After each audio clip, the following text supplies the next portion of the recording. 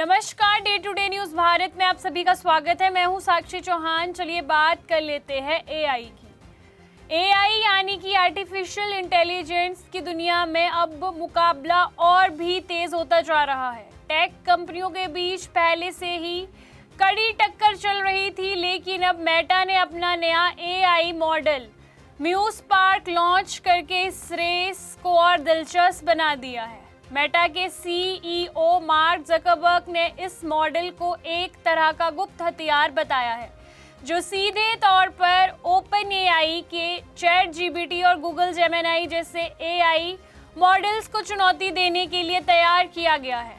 म्यूस्पार्क एक एडवांस और तेज AI model है। इसे खास तौर पर इस तरह से बनाया गया है कि ये मुश्किल से मुश्किल सवालों को आसानी से सुलझा सकता है और उसके जवाब भी आसानी से दे सकता है।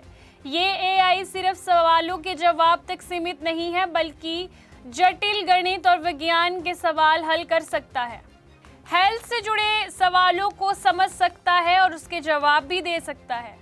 टेक्स्ट और इमेज दोनों को पहचान सकता है। यूज़र के निर्देशों पर वेबसाइट तक बना सकता है और यहाँ तक कि छोटे छोटे गेम भी डेवलप कर सकता है। यानी एक all in one AI tool बनने की दिशा में काम कर रहा है।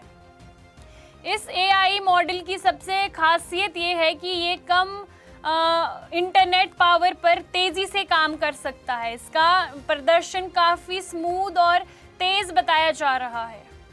ये रीजनिंग, सोचने समझने की क्षमता में बहुत अच्छा है।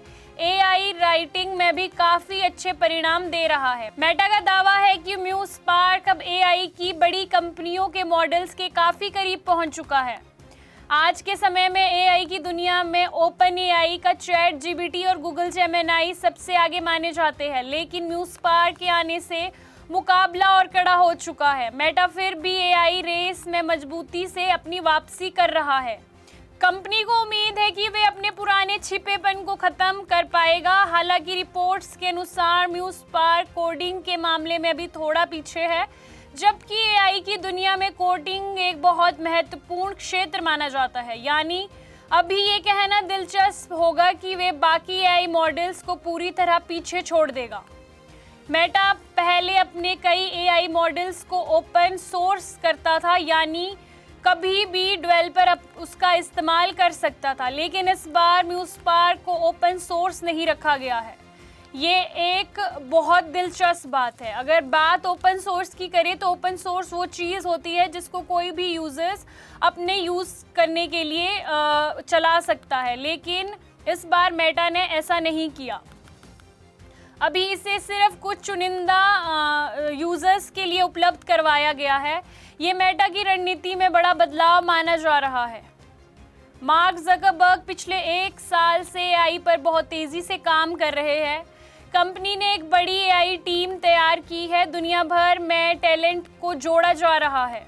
रिपोर्ट्स के अनुसार 2026 में मेटा का एआई बजट 115 से 135 बिलियन डॉलर तक हो सकता है। ये दिखाता है कि मेटा एआई को लेकर कितना गंभीर हो चुका है। म्यूस्पार्क अभी सिर्फ शुरुआत है।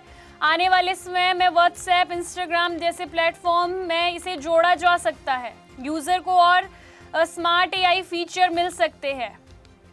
कंटेंट बनाना, कोडिंग करना और रोज़मर्रा के काम और आसानी से हो जाएंगे।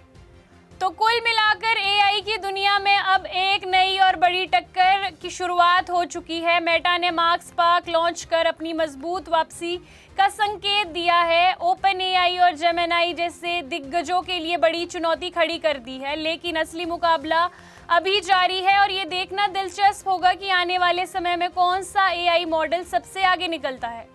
आपको बता दें कि day to day news Bharat निष्पक्ष तरीके से पत्रकारिता करता है। हमारा कोई भी रिपोर्टर फील्ड में किसी से कोई उपहार या विज्ञापन स्वीकार नहीं करता और ना ही किसी को ब्लैकमेल करता। हम हमेशा दबे कुचले लोगों की आवाज़ बनते आए हैं और आगे भी बनेंगे। साथ ही हम लोकतंत्र के चौथे स्तंभ को मजबूत करने की कोशिश करेंगे।